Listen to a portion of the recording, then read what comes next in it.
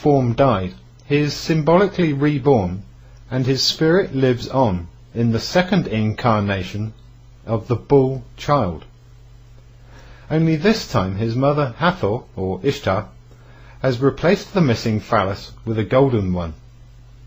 This is the origin of all phallic worship, also the origin of all obelisks, including the witch's hat and the church steeples of Rome instituted Christendom. This is the pagan version of the historical account of Shem, the son of Noah, chopping the evil Tammuz into 14 pieces and throwing the parts into the river Nile. Tammuz was the son of Nimrod and Semiramis of Babylon. Tammuz was also the most evil man that had ever lived, and that was because he was Satan, the great serpent incarnate in the flesh. Many of you will already know that I have compiled a chapter in the book The Spirit of Jezebel, The Mystery of Iniquity and the Strong Delusion, called The Christmas and Easter Festivals. What are they really about?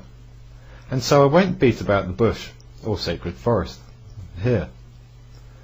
The Christmas tree is a phallic symbol and represents the phallus of the great serpent that seduced and had sexual intercourse with Adam's helpmeet before she was even called Eve. The offspring of that fateful union was the man-beast Cain. Cain was the fraternal twin of Abel, the offspring between Adam and Eve. Due to Sherry Schreiner's diligent study and prayers for the truth in all things, we now know that the Satanic Trinity was never Nimrod, Semiramis and Tammuz of Babylon, as the Reverend Alexander Hislop suggested in his famous book The Two Babylons. In fact, it has always been the great serpent, i.e. Satan, Eve and Cain. After having 7 more sons and 3 daughters, Eve left Adam and became Satan's consort. This is how the great serpent fulfilled his promise to her that she would become a goddess. This then goes back to that primary tree in the sacred forest that also in many legends represents the consort of that bull god Humbaba. Upon researching this, I came across a website called Hermetic.com, and under the subtitle Osiris and the Legend of Pasiphae, there is information regarding the Book of Thoth, written by the infamous Satanist Aleister Crowley. He wrote regarding this legend. The legend is set in ancient Crete, where Poseidon sends King Minos a beautiful white bull up from the sea to offer as a sacrifice back to himself. King Minos is so struck with the beauty of this bull that he keeps it, sacrificing one of his own herd in its place. Poseidon, in his anger, made the bull go on a rampage throughout Crete, causing a great amount of destruction. This is the origin of the prelude to the bullfights in the arenas today. King Minos' actions anger and offend Poseidon, who punishes Minos by causing his wife Pasiphae to fall madly in love with the white bull. With the help of Daedalus, a wooden cow covered with real hide was constructed for Pasiphae, and presumably by hanging onto it, she is said to have had intercourse with the bull and conceived the monstrous Minotaur. In this way, the bull child called Dionysus is reborn, and a child of the underworld. The man-beast and the mistress of the beasts is supposed to represent a transitional life form between the seed, or tree, and the god in human form. There is little mention of Pasiphae in Crowley's works, but what commentary and analysis we can find is very enlightening. In the Paris working, Crowley establishes the general concept behind the legend as he interprets it. This is the great idea of magicians in all times, to obtain a Messiah by some adaptation of the sexual process. Now I'd like to point out here that in the Gospel of Philip from the Nag Hammadi Library, Yahushua Messiah states, and I quote, "Indeed, every act of sexual intercourse which has occurred between those unlike one another is adultery." Crowley goes on with, the root idea is that any form of procreation other than normal is likely to produce results of a magical character. Either the father of the child should be a symbol of the sun, or the mother a symbol of the moon. In Crete, where the labyrinth was, they worshipped the sacred white bull god Apis. The virginity of 12 women was sacrificed each spring in the hope that one would bear a minotaur, an offspring of magical character. The 12 virgins represent the signs of the zodiac, and it was done in the spring because that's the time for Taurus the bull. Anyway, so where is all this going?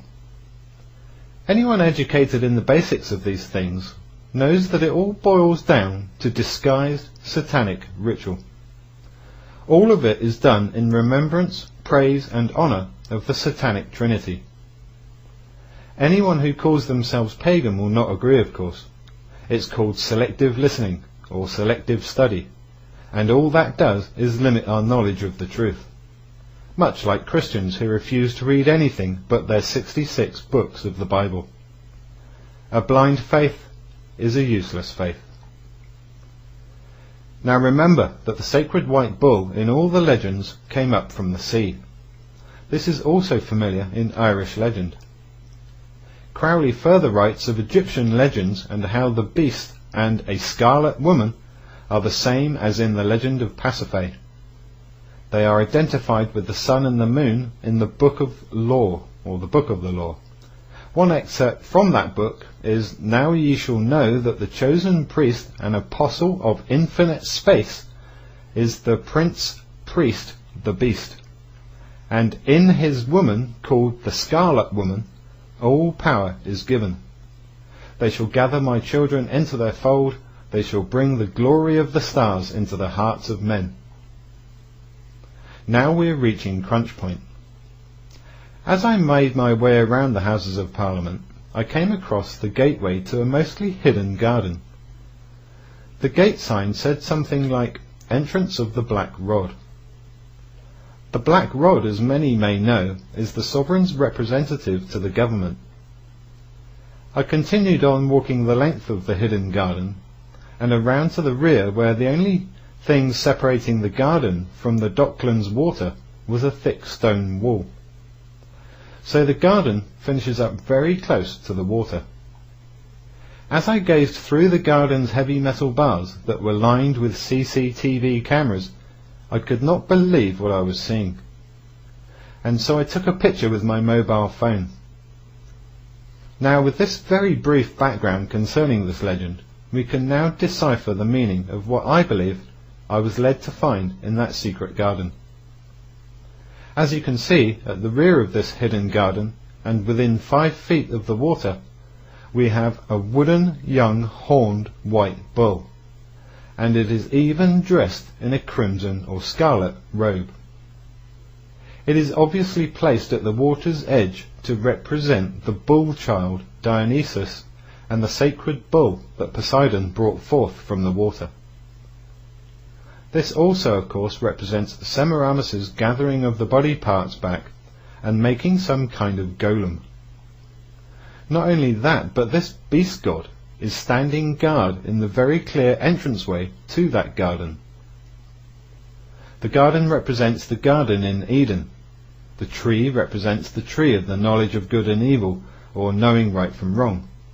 And the bull represents the great beast that came into that garden and seduced Eve. This is the bull Humbaba that guards both the throne of Ernini and the sacred forest in which is the tree of fertility. The very same white bull that Pasiphae of Crete was caused to fall madly in love with, and after